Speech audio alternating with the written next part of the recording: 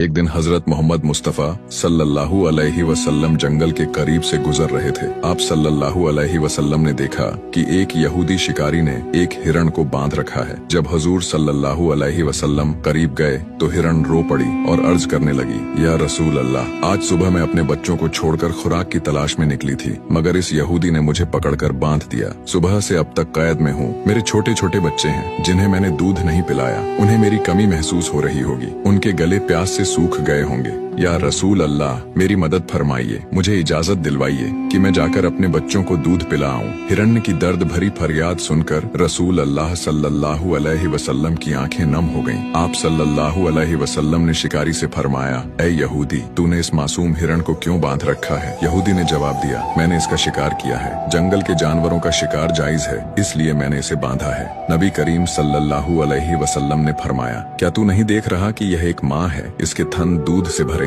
ये अपने बच्चों की मोहब्बत में बेकरार है। इसे छोड़ दो ताकि यह अपने बच्चों को दूध पिला सके। यहूदी ने गुरूर से कहा, मैंने बड़ी मेहनत से इसे पकड़ा है, मैं क्यों छोड़ दूं? आप सल्लल्लाहु अलैहि वसल्लम ने नरमी से फरमाया, इस माँ हिरण को एक बार अपने बच्चों के पास जाने दो, यह दूध पिलाकर वापस आ जाएगी। यहूदी हंसा और कहा, बंधा हुआ जानवर कभी वापस नहीं आता। अगर मैं इसे छोड़ दूं तो यह भाग जाएगी। जब आप सल्लल्लाहु अलैहि वसल्लम ने देखा कि यहूदी मानने को तैयार नहीं तो फरमाया, ऐ यहूदी, इसे आजाद कर दो और इसके बदले मुझे जामिन के तौर पर रख लो। अगर ये वापस ना आए तो मैं हमेशा के लिए तुम्हारी कैद में रहूंगा। यहूदी ने शर्त मान ली। हिरण्य को आजाद कर दिया और रसूल अल्लाह सल्लल्लाहु अलैहि वसल्लम वहीं बैठ गए। हिरण्य जंगल की तरफ दौड़ती हुई चली गई। कुछ घंटे गुजरने के बाद यहूदी तंजिया अंदाज में कहने लगा, क्या हुआ हुजूर? आपने कहा हिरनी वापस आएगी, लेकिन वह तो अभी तक वापस नहीं आई। आप सल्लल्लाहु अलैहि वसल्लम ने फरमाया, सब्र करो, वह जरूर वापस आएगी। इतने में हिरण्य अपने बच्चों के साथ दौड़ती हुई हुजूर नबी अकरम सल्लल्लाहु अलैहि वसल्लम के पास आकर बैठ गई। यहूदी शिकारी यह देखकर हैरान रह गया। यह देखकर यहूदी रो पड़ा और बोला, या रसूल अल्लाह सल्लल्लाहु अलैहि वसल्लम, जैसे आपने इस हिरण को मोहलत दी,